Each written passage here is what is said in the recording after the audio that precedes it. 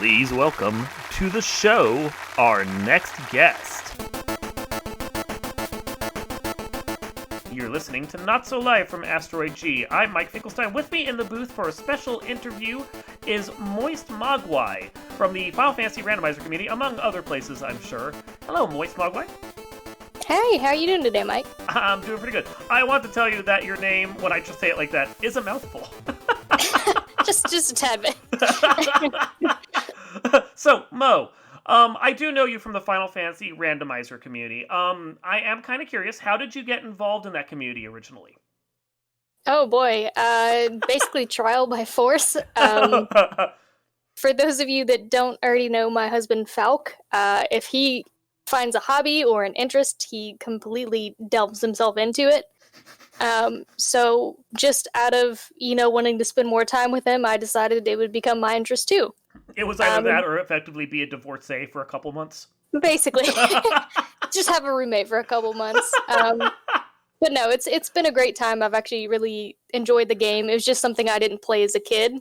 Okay. So I didn't know it beforehand, but I'm pretty familiar with like the Zelda Randomizer and stuff. We always watched that on Twitch and stuff together, so it wasn't too out of the realm of normality for us.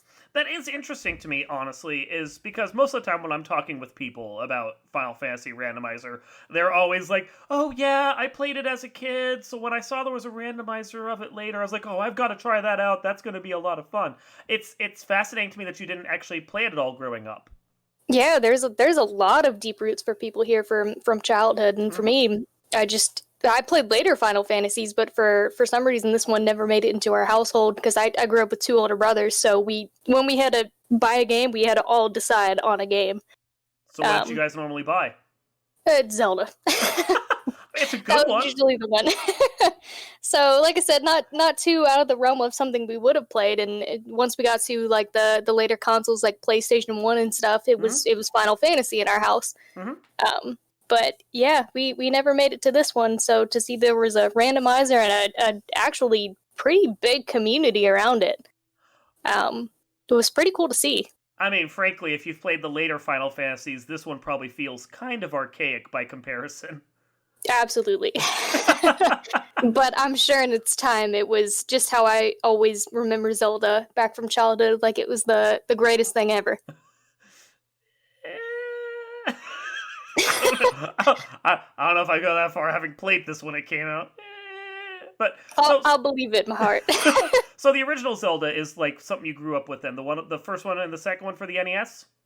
Yes, Okay. which I was still more younger then. So when I say I played it, like I played it, but my first really memorable, absolute favorite still to this day, Zelda, belonged on the Nintendo 64. Oh, so you're an Ocarina fan. Actually, I'm a Majora's Mask fan. Really? That is an interesting answer. Like, okay, so I'm not an Ocarina fan, but I do appreciate the weird mechanics, at least, of Majora and how it tried to grow stuff. Most people, however, they're like, best Zelda, Ocarina, hands down. I'm like, oh, okay. But you like the one that no one likes. Yes, and man, has that been an argument into adulthood. I even tried to get Falk to play it when it remaked on the Nintendo DS. Yeah. And he was like, this is stupid, they don't tell you where to go, I hate this. And I was like, that was part of the challenge. Like, this game didn't lead you Anywhere. Yeah. Like, you had to figure it out, and you had 36 hours, you had to lose all of your progress. I was like, that was my most favorite game growing up, just because of the challenge. Well, it's much more like the original NES game at that point, and honestly, the second one as well. There's very little hand-holding in those games. Mm-hmm. Yeah. That's fascinating. So the journey really was a big part of it. Did you play Breath of the Wild? Yes, I did. Okay. Super, very beautiful game. Uh-huh. Loved it, played it, probably beat it in the first 2 weeks that I bought it. Uh-huh. My only complaint is the durability system in that game.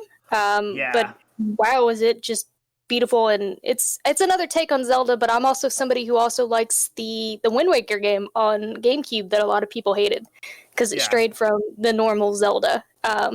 Honestly, I hated Wind Waker because it felt too much like them. My problem with it is I don't like the Ocarina system, and that basically that whole weapon and action and management system from Ocarina lasted through all the games up to Breath of the Wild, and I couldn't get into it. Yeah, I mean, there were definitely things that I could complain about in Wind Waker as well, but I think I just have always liked just the changing of the storyline. It was super cool to see it evolve. I hated everyone they made for the Wii. I don't know why they ever made that jump, but Breath of the Wild was super cool, and I can't wait for the next one to come out. Oh yeah, the sequel they've already announced that, I mean, might just feel like a giant expansion pack, but I'm okay with that. I mean, there are still nooks and crannies of the first one that I haven't managed to get through. Yeah, there's, when you go back and look at what everyone's done, like whether you do YouTube or Twitch, and there's that whole deserted island you can do a trial on. I'm just like, how'd you guys find this your first playthrough? Oh, well, I cheated. I used a map that told you where all the locations were for the shrines because I got tired of trying to dig them all out. I think my most frustrating time with those shrines was actually the entrance of that game, when you had Final Four to get your little hang glider. Yeah. And I know at least one of them was, like, so obtuse to try and figure out what the solution was. I'm like, what am I doing here? I don't even... You give me a bomb, and I have no clue what the hell I'm supposed to do with this stupid thing now. Yeah, there were definitely later shrines where I cheesed the heck out of them. And then I later looked on YouTube and like, oh, okay, somebody else had the idea I was. Like, I think one of them was like a maze. Yeah. Where you had to get the ball through, and after failing like 3 or 4 times, I was like, screw it. Like, I'm gonna flip this thing upside down. I'm just gonna like fucking flop it onto the edge myself. Like, I won't use the maze at all. And that ended up working, and I was like, cool. That's awesome. Yeah, there's a lot that goes on in that game, like in detail, like so many different detailed things. Because I know I booted up that game, did the first 4 shrines you're supposed to do, and then like, okay, now you can go look at watchtowers, and also maybe you should go over to Kakariko Village. And I'm like, well, the watchtower's over here, and it's closer, and it opens up more of the map. I'm just gonna fuck off that way for a while. And then I didn't even get to Kakariko until like 80 hours in. Yeah, I think I was pretty far in by the time I got there, because there's just so much you can just trail off and do. Yeah, and then like I know I didn't even find the fact that you could upgrade weapons until after I'd already beaten Ganon. I'm like, oh wait, this was in here? How did like I could have had better armor the whole time? What the hell, Gabe? Maybe handhold just a little for me. Yeah, I think right before I faced Ganon, I figured out you could kind of take some of those rusty weapons you found that were basically useless, and get one of those little octopus guys that comes out of the water. If you throw it into their mouths, they suck the rust off of it, so you would have a brand new weapon. Holy shit, I didn't even know that. Yeah, and between that and cooking, I didn't start that until really later game, and I was like, I missed so much of this. But that's a credit to the game, in all honesty, is the fact that you can pretty much do anything you want, and the game doesn't care, and it's still just as fun to experience. Yeah, and you can still beat it, which is great, which I think really speaks to its replayability, too. So even if they do release this sequel, and it's just a quote-unquote, like, DLC pack type of feel, I'm not mad at that at all. Give me another 100 shrines and a whole bunch of new crap to do, and I'm still okay with it. Yeah. So let's bring it back around at this point, back towards Final Fantasy for a bit, because I'm sure I can come up with more questions over there. So I joined a little over a year ago at this point into the community, and you were a big figure in the community at that point. I'm curious, like, how you got involved. Like, I know you joined because of Falconic, but how did you get that deep into it? Oh boy, a rabbit hole. It got to the point where I decided, like, he's so into this, like, I want to learn it and get into it as well. And I realized there was a big gap in the community at that point, that if you were new and had no knowledge, didn't play this growing up, knew nothing about the game, there was a big learning curve. And of course, people would, like, answer questions, but the different guides you could find and different things that people would say, like, you know, this element is weak to this, or this monster can't be killed by this, or it's a 3 in 256 chance, or whatever. I was like, that makes no sense to me. I don't know what that means. So I started in tracking, just so I could learn the game. I could watch people route around, I could track a race, and just kind of see what the big runners in the game were doing, so that maybe I could try and mimic that. And then it turned into me writing guides as I learned, so other people that may have joined with no knowledge or came from like another community like the Zelda Randomizer or something like that could jump in and not feel so lost. But that was really just how I kind of shoehorned my way in there. And then there was a while there where you were like heading up the whole duckling program and really just guiding people through everything. Yeah, and as much as I would still love to be a part of that, it became time consuming quick. We went from, like the duckling classes being anywhere from like 4 to 8 runners to all of a sudden I had like 20 some people playing the weekly duckling seed and had questions and needed help, which is great. Like I'm glad it grew that much, but when it's one person and I work full time and I go to school, it became a lot quick. So I like since you brought it up, and I am curious, what is it that you do for a living? I work in the field of cybersecurity as a mostly network security analyst. So software side stuff? Mostly, yeah. So I'm network and endpoint, but I also do some pen testing on the side. It's my secondary duty, so a lot of scripting, a lot of just watching traffic here and there, and just watching, basically. I mean, I would ask questions about it, but you're already inside a field that I have absolutely no clue about. It's not that well. It's exciting, but it's probably not exciting to people outside of it. There's a lot here and there, especially with the time that we're all in. I happen to work at an institution that's doing one of like the COVID-19 vaccine researches. Ooh. So we have a lot of countries trying to get in and get our data. Shit. Yeah. So it's actually a hugely important job right now. Yeah, job security would put it very mildly. So, my daily's gotten more exciting, but I'm sure to people outside of it, they're like, "Oh, cool, great, you do that, great." So, is this still a job that you're doing like on site, or are you teleworking for that at this point? I have been teleworking since the very beginning of April. Okay. So every once in a while, I do have to go on site if we have to pull something, like if there's an investigation or something that needs to go on and people's labs need to be pulled and copied. I'll have to go on site for that. But I've been, I would say, 99% telecommuting. That's pretty nice, especially considering the type of job you do. I mean, you have a job where I'd be like, I could see a business being like, no, you need to do this on site because we don't trust like teleworking in for it. Yeah, and that's been a huge concern, I know, for a lot of people. I'm very grateful that I'd been in my role long enough that, and so have the other security analysts, and actually my husband as well. We'd been in role long enough that they knew we could get our job done. So when we started going remote and we were not only still performing, but kind of overperforming, they were like, cool, keep doing that. Do it as long as you can. Don't come into campus at all, even after we get out of quarantine, unless you absolutely have to. Which my dogs have absolutely been loving, and I think they're spoiled on. I think a lot of people's pets at this point have gotten that way. I just from experience, my cats were really surprised that I was staying home as long as it was, and I think for a little while there, they're like, "Are you an asshole? Did you get fired? What the hell is going on?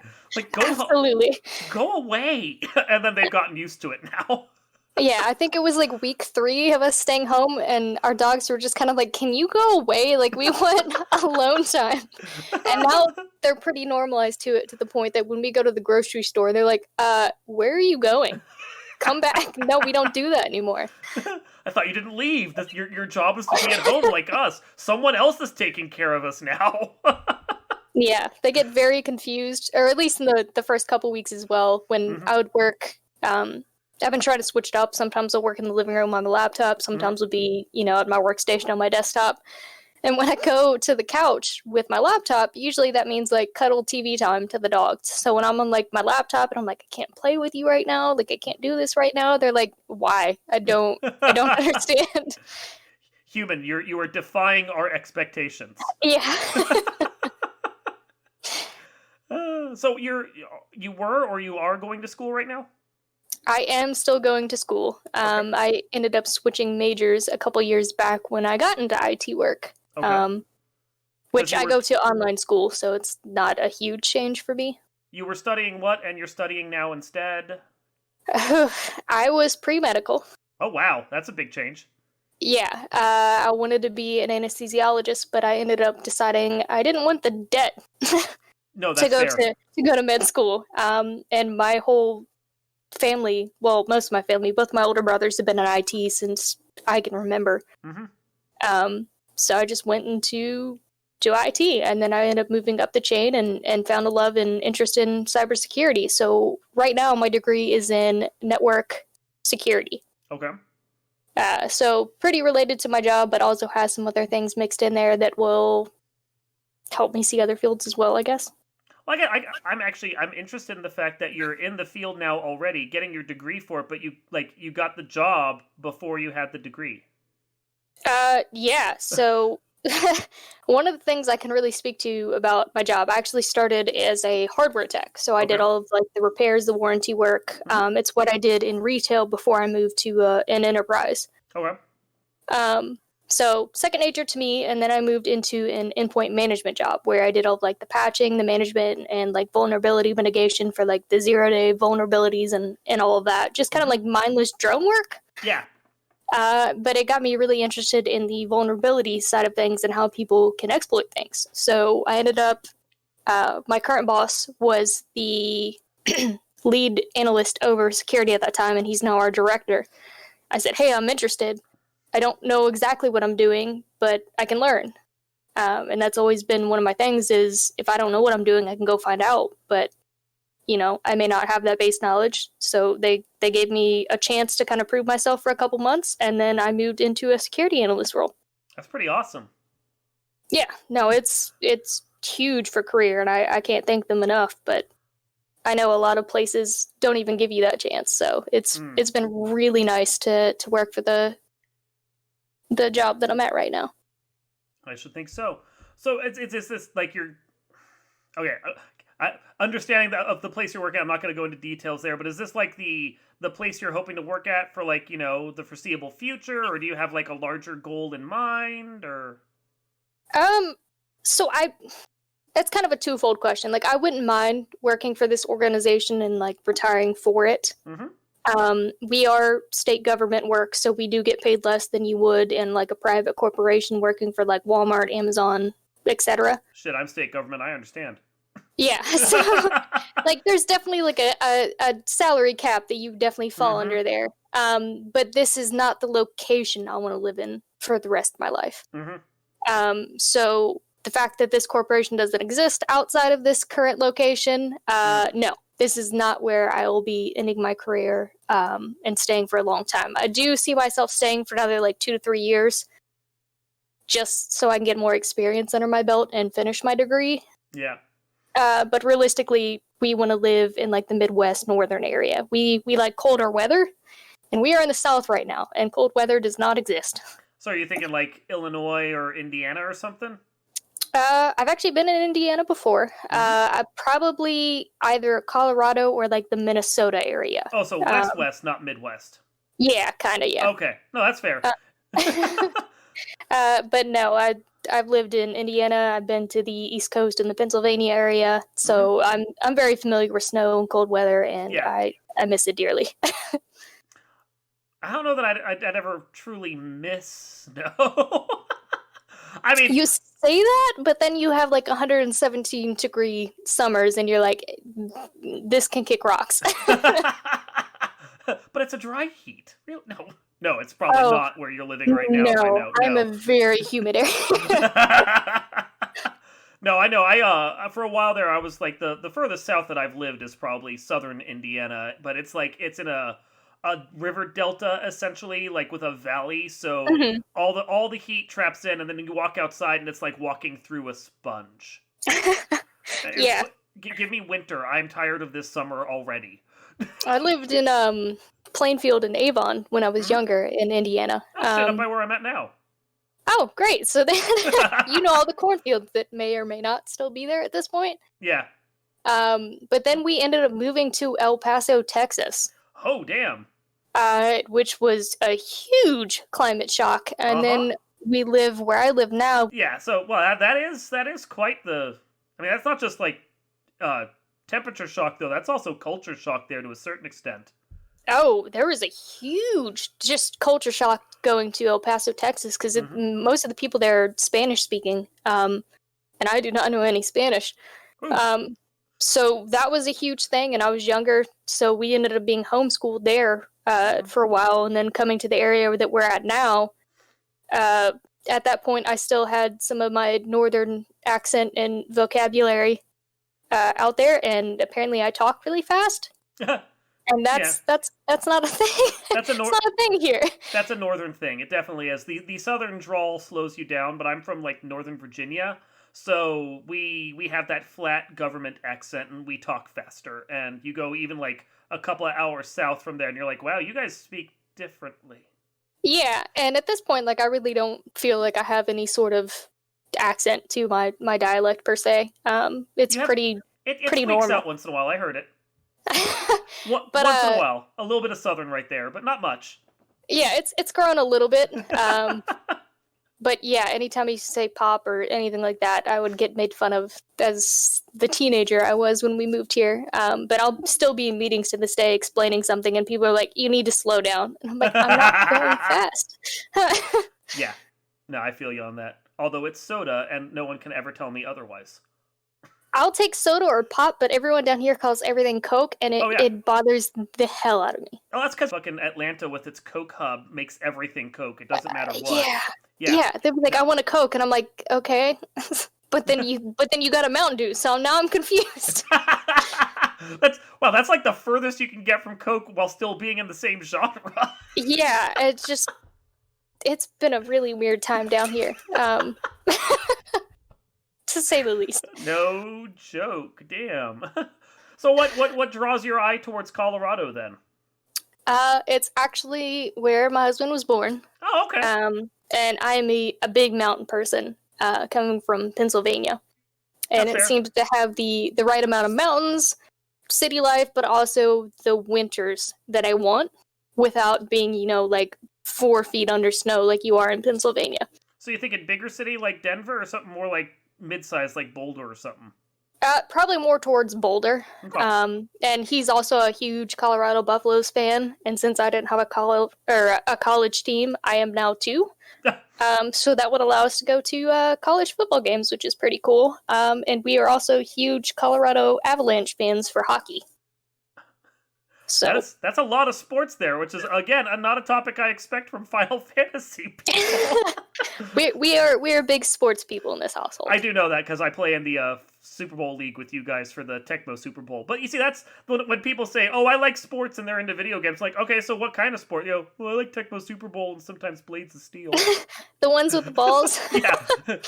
What's the sports ball game with the weird ball? I don't even fucking know, dude. Okay. I play a mean foosball. That is a hard game. It is.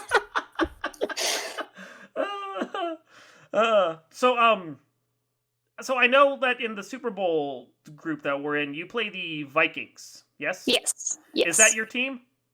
It is my team now. I will say, for most of my life, I was a Pittsburgh Steelers fan.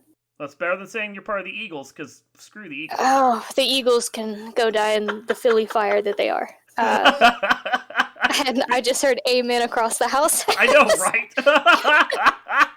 Well, you guys both hate my actual team, which is the New England Patriots, but... I don't hate them, I hate what they are. It's okay, they're gonna suck next year, it'll be fine. Yeah, and they actually have, I think, the hardest rated schedule in the NFL, and I think the Dallas Cowboys, which is my husband's team, is the 3rd hardest, and the Vikings have the 10th hardest. Go Vikings! So, go Vikings. But yeah, I told myself once I finally lost some of the team members that I was kind of holding on to there, just out of childhood nostalgia with the Pittsburgh Steelers, the last one being Ben Roethlisberger, who still plays for them. I said I would stop being a fan and I would find a team that I actually liked. So I settled on the Vikings. 0 Super Bowl rings. But their skull chant is super awesome. I really like the team. I like the coaching staff. We made a lot of big plays in preseason for drafts this year. So it's an interesting ride. Be interesting to see where they go from there. Again, I don't think they'll have to worry too much about the Patriots anytime they face them ever, because that team is going to suck. It's going to be interesting to see what the coaching staff can do with that roster. That roster and losing like some of their biggest players. Yeah. It's going to be interesting. I hope the best for them, and I hope they just shock us all, because that'd make for a really interesting NFL season. It would. If we even have one at this point, but no, there is that. We could be doing sims of like fucking Madden 2000 or 2021 right now on ESPN 8, like for the foreseeable future. That's actually what hockey's doing right now. They're sending a lot of games, and I'm like, it doesn't really scratch the itch for me. No. I heard baseball was doing that too on like ESPN 3 or 4 or something. I'm like, what is this we're even watching at this point? Yeah, like I want actual sports. I get we can't have them right now, but this isn't doing it for me. Wow. Okay, so going on to other topics. Since you said Zelda was one of the games that you grew up with, is that your like favorite game of all time, or do you have a different one? Oh, I would say easily Zelda's my favorite. The first one, or Majora? I would say Majora is my absolute favorite, but Zelda as just a series as a whole, I would say is my absolute favorite. It's what I played the most of. It's what me and my brothers can all like BS about. And I still play to this day every time a new one comes out. So yeah, I would say definitely favorite genre of games. So have you played the whole series then? Not the entire series, but most of it. Okay. Well, I wasn't going to count the PCI games, but... yeah, there's some like Game Boy Color games out there where like seasons would come out, and it would come out 2 different versions, and I would play one and my brothers would play like the other. So I can't say I played the entire series. So like you did seasons and they did ages or something? Yeah, exactly. Okay. So indirectly played, I guess. Those ones are weird. Yeah. Yeah, those ones were definitely a stranger, but again, like it's always been a favorite. I'll play every one that comes out. I'm a sucker for a Zelda game, except for the ones that came out on the Wii. Really? Yeah. Okay. Hated them. I think it was Twilight Princess Princess, yeah. Yeah, it wasn't just like out of the realm of like the Zelda that people hate, like, oh, Wind Waker doesn't do this, or Breath of the Wild doesn't do this, it doesn't follow it. Like, it just was weird. I remember I played it, and what it really reminded me of, strangely, even though they're not really the same genre, is it felt too much like Metroid Prime in a way. Like, just the design of it, and the design of its dungeons, and the weird crap that it wanted you to do, and then at a certain point there was a wagon chase that I couldn't get past, and I just stopped fucking playing it, because it irritated the shit out of me. Yeah, like, my brothers played it, and I watched them play it, but at that point I was just like, this doesn't really, like, it doesn't interest me. Like, this, to me, like, those Zelda games didn't exist. I think it was Skyward Sword and Twilight Princess where I was just like, no, these don't exist in my memory. I watched that one, and Skyward Sword just felt like a lot of make work. Do this, and then go back to this place, and do it with, like, a dark side on, so you can collect a specific item. And now that you've done that, go and do something else, and continue your collect-a-thon for a while. Yeah, it seemed... I don't even know at that point who they were catering to. I didn't know if they wanted new fans to kind of like reinvigorate the series, but like for people like me, I was like, no, no, I don't accept this. Well, and it still played too much like the games that I hated for me to get into it. Like the Zelda games that I liked over time were the ones that were emulating the Super Nintendo ones. So I played through like Link's Awakening, which was fun, and then the Four Swords Adventures for the GameCube. Those were the only ones that really intrigued me. I played other ones, but it's like, this series doesn't strike or scratch the itch that I really have. Yeah, and I even, like, I enjoyed Four Swords, I think mostly because you could play with another person, and at that point, my middle brother and I both had DSs, and I think that was the system we played it on. Game Boy Advance, I think, was the one, but it might have worked with DS, I don't know. It might have been, like, the original DS. I can't really remember, but we played it, and it was cool. Like, you could pick each other up. There were, there was different puzzles and obstacles you could get through. It was like, okay, this feels like Zelda, kind of looks like Wind Waker. That's cool. It's a bit fun, yeah. But yeah, those Wii ones, I was just like, nope. No, I understand. Yeah, it's that there's a certain barrier you get to in a long-running series. You're just like, what am I even playing anymore? This doesn't feel like my game anymore at this point. Yeah. So I guess then during the Skyward Sword Skyward Sword Twilight Princess era, what were you playing instead? Oh, I went to PC gaming Okay. and fell into the MOBA world. Oh, so like fucking what are those games? Because you can tell. Dota, League of Thank Legends, you. HOTS, or You, Han at that point before HOTS came out. you can tell how little I've played that genre because I couldn't even think of a single title. Yeah, at that point, both my brothers were in college, and that was what them and their friends would play. So I was like, Mhm. okay, well, I still want to game with them. So I got really, really into that and got really good, did all my ranks and all of that. Mhm. And then I realized I became a really toxic person in those games. So I was like, I gotta bow out. Playing against all these goddamn 12-year-olds and just like ripping them a new one and cussing and shit. Oh my god, sometimes it'd be 12-year-olds, sometimes it'd be people that are playing on like the server, like either North American or South American, and they don't speak any of the language of that Oh, area. oh. And it would just be them feeding into towers or enemies, and I'm like, I can't do this. Like, my stress level went up too high because at that point Mhm. it was a time investment. Each match was like 45 minutes to an hour. Jesus Christ. Yeah. So when somebody would start, doing all the things they shouldn't do, like 30, 40 minutes in, you knew you were going to lose, but you can't quit at that point because you get a debuff or you get locked out of playing for a while.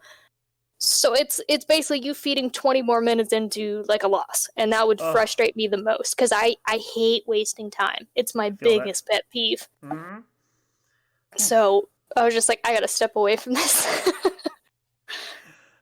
So when you're not gaming, what are your? And I mean, you're not stuck at work or at home teleworking. What are the other interests of yours? Oh god. Random comic book series on like Netflix or Hulu. Okay, I've been really into Watchmen lately, which I know has already been out for a while, but we're that's just fair. now getting to it. There's a ton of Uh, TV out there. there is, Yeah. and I'm usually behind the times. Hmm. So it'd either be TV. I really like grilling. I like yard work. Um, You go outdoors? I Are you do sure go you're a nerd? outdoors. Trust me, my pasty white Casper skin knows that I'm a nerd.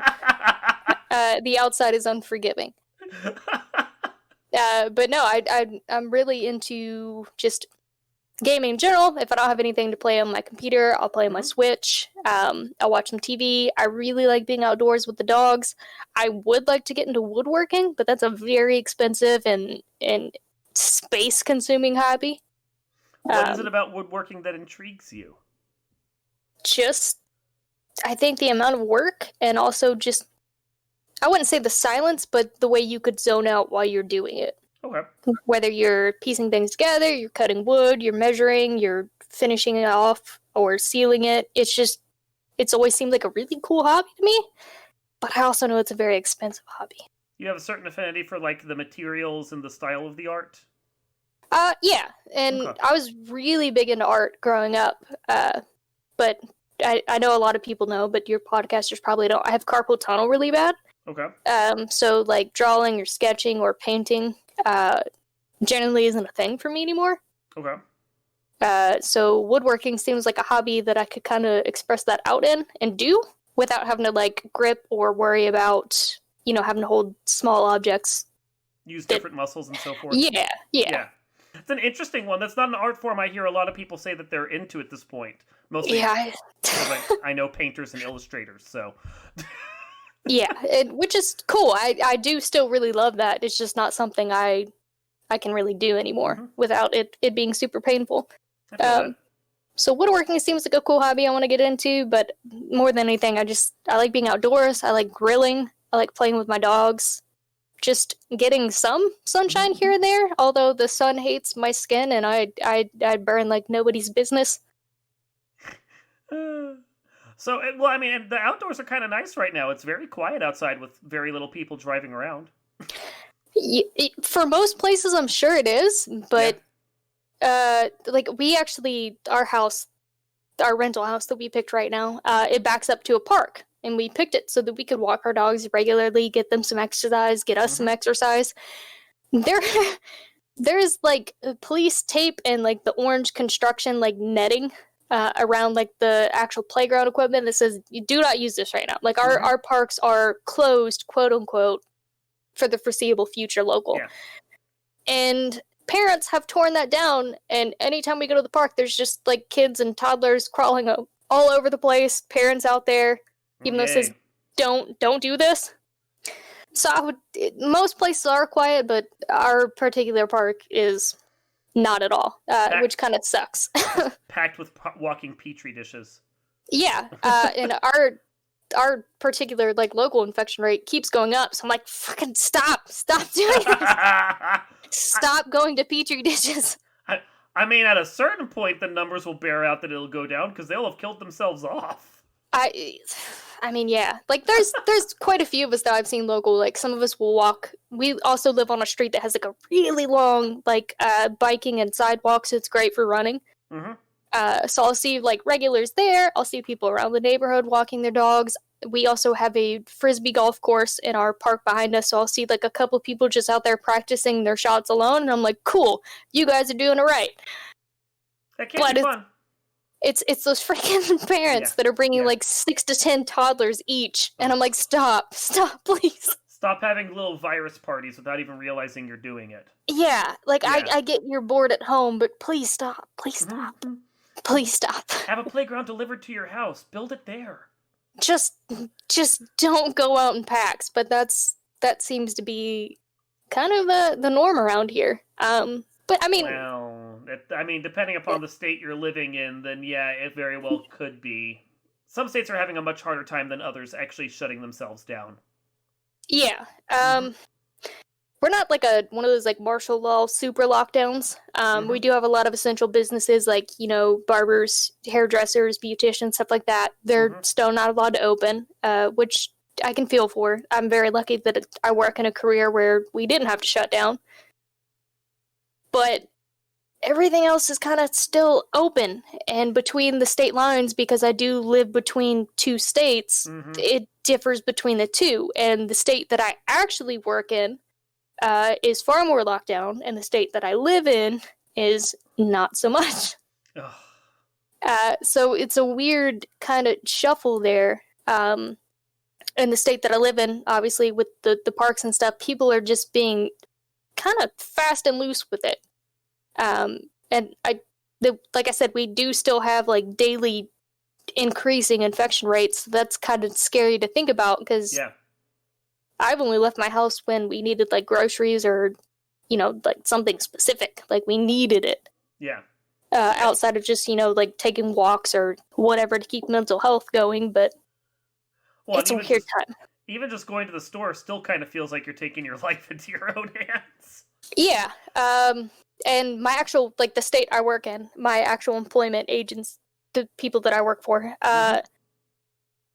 they're requiring masks if you go on campus regardless. So masks and gloves you have to have on, which is great. Yeah.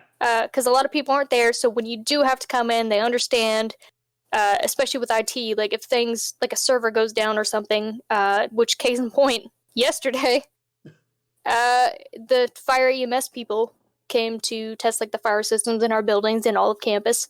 They shut off the building. All of IT, all the power to our building went down, which shuts down our firewall, shuts down our data center, shuts down all of our servers, like everything. So a lot of us had to go in.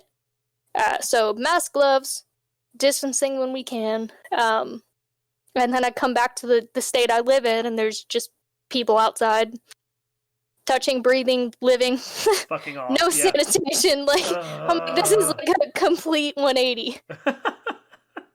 It's an interesting time to be here. It really is, isn't it? It's. I mean, you hear about stories from 100 years ago with the Spanish flu and everything. You're like, oh, it's. And then you're like, okay, so we have to be more reasonable than these people. You would hope. No, clearly we're not. Yeah, and it's weird because I think the two biggest like events that I've lived through in life has been Y2K and then 9/11, which were both super cultural changing, you know, life events. And then there's this one, and I'm like, I don't even know how I would put this in a history book. People dumb. Well, yeah, that's pretty much what it is. Like, for a lot of countries, it's a thing. We suffered through it for a couple months, and then we kept our eye on it for a couple years. That will be their story long term. For us, it's like, oh my god, America is the worst. They couldn't figure out shit, and then, like, lost half their people because they were complete and fucking assholes. Yeah, we did nothing. We were assholes, smuggled toilet paper and beef.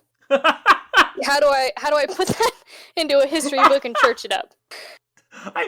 I love that. We smuggled toilet paper and beef. You're not wrong. I know I'm not. And that's the saddest part. Oh It's my just God. like that's been our reality. Like people staying at home, and then people that go to the stores just smuggling any kind of sanitizers, cleaning products, Yeah. beef. I don't know why beef specifically. Do you people not eat chicken? I don't understand. And then toilet paper. Like, what is going on? I understand like the whole supply chain thing and all that, but some of y'all hoarding. You're hoarding. Yeah, like the people who are like buying up hundreds of rolls of toilet paper. I'm sitting there going, okay, so you're going to be stocked for the next 5 years. How much toilet paper do you use? Yeah, like Yeah. I would get if this were a disease that infected like the gastrointestinal tract. Uh-huh. It's mostly a respiratory disease. Yeah. The hell you need 100 rolls of toilet paper for? You're gonna be coughing your lungs up, not having like dysentery every day. I don't understand why this was the coveted product. Yeah, and you don't hear about like runs on cough syrup or something. No, like they're No. fully stocked on that and like cough drops and everything else. Anything that could. I know there's a lot of symptoms, so I don't want to sound ignorant to that. Mm-hmm. But the majority of them do not include things you would need toilet paper for. Tissues, maybe, yeah. You have a runny nose? I get it. Maybe Yeah. some toilet paper for that? Cool, got it. Hundreds of rolls? What are you doing? Yeah. Oh, wow. It is just fascinating to watch this happen. I know, from the comfort of our homes, because we don't have to go anywhere. Like I said, I'm very fortunate and privileged in that aspect. So I don't want that to come off as I know I'm not, Uh-huh. in the top percentile of that. But just sitting back and watching, I'm like, quit making everybody who has to be out there's jobs harder. Well, since we are talking about a run on beef there, what is it that you grill when you're grilling?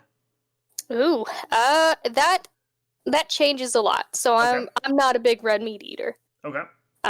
So this usually isn't a I'll big do. deal for you. No, this is life as usual for me. I do a lot of chicken. I do Uh-huh. a lot of veggies because I do try to eat some vegetarian meals here and there. Like what kind of veggies for your grill? On the grill, I usually do like bell peppers, onions, and some kind of zucchini or like squash type. Mm-hmm. Oh, zucchini's great on the grill. It is. Yeah. I made a huge kebab plate the other day of potatoes, chicken, and then all of my veggies, and then also some corn, because I really love grilled corn. I don't know what the grill does to corn, but it's delicious. It caramelizes it because of the sugars in it, I think, is part of it. I that's at least what I'm going to say, even though I'm not a scientist or a gastro-scientist or whatever. But it's like, it adds not only the smoky flavor, but there's a little caramelization, I think, that's in there. And it's so good. Yeah. And it's Yeah. really good. And then if you have leftovers, you could add that in like nachos or whatever. I don't know. Uh-huh. It's fucking beautiful. But every once in a while, I'll go out and make some steaks because my husband really likes steak. But we try to, kind of mediate that. Yeah. We have cheeseburgers sometimes with pork, and other times we'll do like turkey burgers because I'm also a big like turkey fan because white meat. Yeah. And that's, other than brats, that's really it because he really likes brats and beans. Okay. Which I can stomach here and there, but I'm not a huge like hot dog brat kind of fan. Mm-hmm. But just simple stuff. We don't do anything too crazy. I like being outside. I like being able to, play fetch with my dogs while I'm grilling something. Maybe a cold beer in my hand. It's the American dream. So I guess the really divisive question then, though, is gas or charcoal? I will say charcoal is very superior. Uh-huh.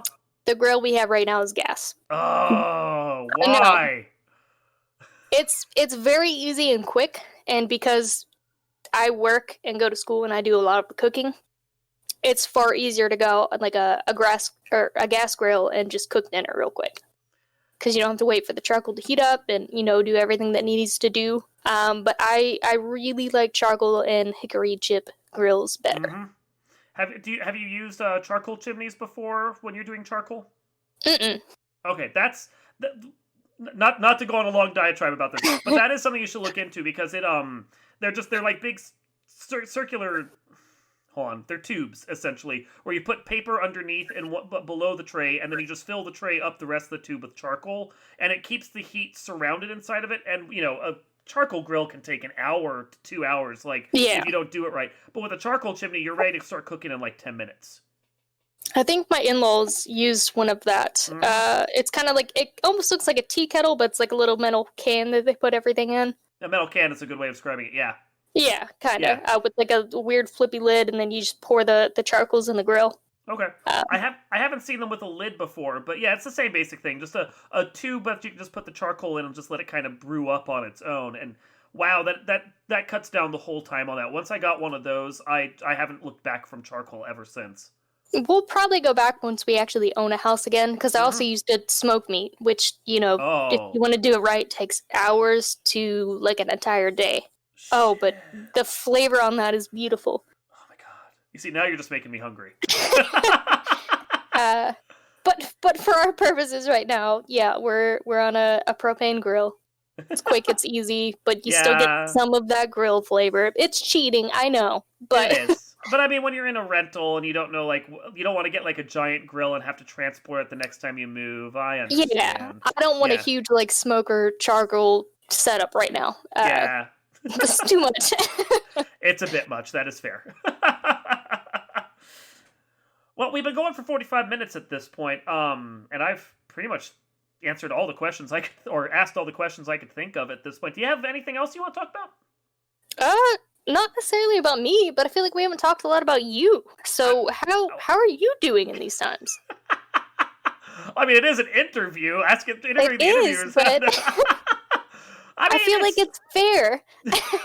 It is interesting. The neighborhood I live in right now is like one of those little suburban like prefab divisions from the mid 80s that has like a golf course running through it, which is really fucking weird.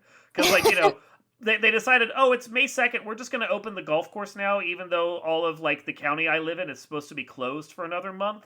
Mm-hmm. And so you see like assholes in like groups of 3 and 4 out there golfing. And I'm like, well, I should be mad at you, but at the same time, fuck golfing. So maybe you'll wipe each other out. Yeah, golf has never been something I've really gotten into. No, I mean, there are stupid sports I can get behind. I mean, I play fucking Final Fantasy Randomizer, but like, I love curling, and I could go on for hours about curling, even though I can't play that. I love watching it, but golf is one of those Scottish sports that just, like, eludes me. I have never been good at it. I don't like watching it. It's kind of like tennis for me. Like, I suck at it, and I don't like watching it. So, as far as I'm concerned, it doesn't exist. If you don't care what your score is, I could probably play golf eventually, but I have to admit, even just the whole concept of, like, trying to hit the ball with the club, I've done that before, and it was sad. Yeah, which I played competitive softball growing up, so, like, I'm no, kind of shy away from hitting a ball and making it go far type of person. Like, that's at it, yeah. Fine. Yeah. Golf, can't get behind. I've gone to driving ranges. I suck at it.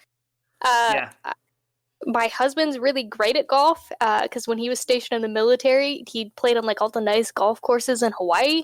Okay. Jesus. But I'm just so bad at it. Like, I can't. You got stationed in Hawaii? That lucky fuck. He, in his words, it's a great place to visit. It's a terrible place to live. It's fair. It's probably expensive as shit over there. It is. I think he was on military housing, so I don't think that's that particular thing. Yeah, it didn't really affect him, but it was strange because his birthday is on the anniversary of Pearl Harbor, and he got stationed at Pearl Harbor. And I was like, I think they planned it. that has to put at least a little crimp in your festivities. Yeah. Let's go out and celebrate tomorrow. Yeah. Which would kind of explain why he's not a big birthday person, but he played on a lot of golf courses out there. That's fair. Loved it. Mm-hmm. And then he came here. I played, I think, with him twice. He'd gone to a driving range, and I'm just bad. I was like, I can't. I'm sorry. I've tried. Yeah, no, I fully understand that. It is one of those ones where if you can get into it, it seems like it can become quite the obsession. You get outdoor time, you get to walk around, you just chill with your buddies. But there is that expectation of you actually have to get into it to make it worthwhile, and that's just that hump that I never could get over. Yeah, it's getting into it, and if you're one of those people that aren't good at it, then you hold kind of like the whole party behind. Sort of like Frisbee golf as well. Like, if you suck and you have to continually be the person taking your shots, it drags the whole group down. Yeah, and I played Frisbee golf, and same problem.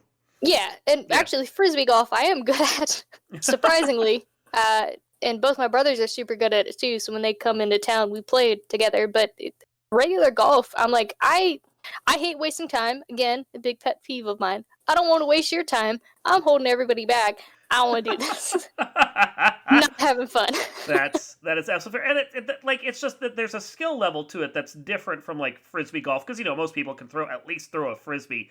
Like trying to hit that stupid ball. Like if you kickball is a game everyone can play because the cost of entry is really low. Yeah. But like baseball, even I've played that before, and just like the act of hitting a ball with a bat is like it's a higher skill level at that point. And it's like now I'm just dragging the whole team down as I suck.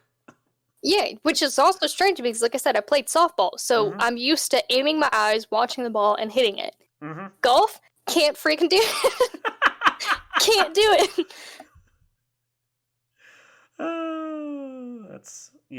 No, I feel you on that one. So, and I think that translates to like golf video games for me as well. I've never seen the appeal. Like, video games make it feel a lot more like mini golf in a respect, but I'm still like, I don't know, I'd rather just go play mini golf. Actual golf video games are more boring to me than going out and playing golf. Yeah. And it's kind of the same for baseball games. Like, obviously, we're in the Tecmo Super Bowl game. I get that. I'm really invested in football, and there's some skill to it. But, like, golf games and baseball games, the baseball, I can see more skill because, people stealing bases and you have to hit and yada, yada, yada. But golf games, like, why did you need a video game? Just go play golf. Yeah.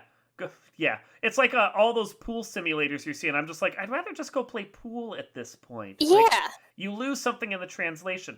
I mean, games like Tecmo Super Bowl, though, they have a certain amount of appeal to me because they're not really football. They're a very simplified arcade style that doesn't get too hung up in the details and doesn't take too long.